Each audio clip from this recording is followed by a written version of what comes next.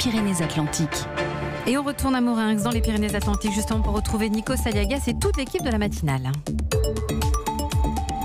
Et nous sommes tous les jours au plus près de votre actualité. Bonjour Carole Ferry. Bonjour Nikos, bonjour à tous. Alors nous sommes dans la même ville ce matin, nous sommes à Mourinx, mais pas au même endroit. Hein, vous Non, êtes pas... où ? Parce que depuis le début de la semaine, vous faites un travail remarquable. C'est ce que m'ont dit tous les habitants qui sont avec nous ici à la médiathèque. Mais il n'y a qu'une pluie qui nous sépare. Vous êtes où précisément dans la ville ? Écoutez, ce matin, je suis à la maison de retraite de Mourinx. Moderne. Bien. Très propre. Alors je vais vous dire, on comprend vite pourquoi il n'y a plus une place de libre ici. Mais vous avez 70 familles qui attendent sur une longue liste d'attente qu'une chambre se libère. En fait, la ville a été construite il y a 60 ans pour des travailleurs. Il n'y avait pas un seul retraité à l'époque. Aujourd'hui, vous avez 45% de seniors. Les travailleurs ont vieilli. Et quand il n'y a pas de place, eh bien, ce sont les familles qui assument le quotidien. Cela fait 6 mois que cette habitante attend une place pour son mari, lourdement handicapé. C'est vraiment une galère. Mon mari est sur 6 listes d'attente. J'ai fait 11 demandes. Et le souci, c'est qu'on attend en réalité qu'une place se libère. Ça veut dire qu'en fait, l'un des résidents décède.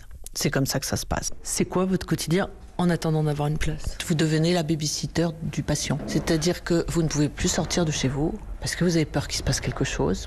Et je ne suis pas aide-soignante, je ne suis pas infirmière. Je peux éventuellement essayer de faire la toilette, mais je ne peux pas le changer, je ne peux pas le mettre debout, je ne peux pas le mettre au fauteuil. Le fauteuil aux toilettes, je ne peux pas le faire. Je ne peux pas le faire toute seule. Je ne peux pas porter mon mari qui pèse, qui est trop lourd. Et donc il reste au lit.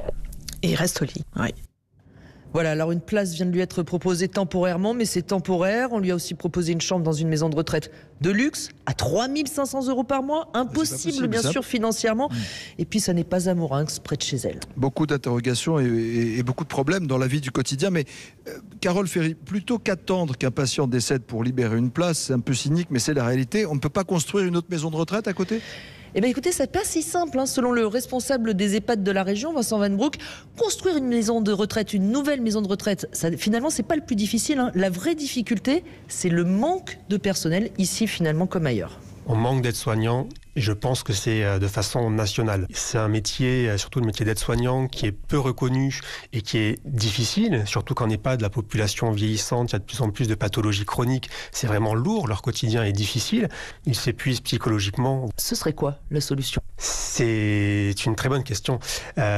Montrer à quel point c'est un beau métier et aussi davantage de reconnaissance financière.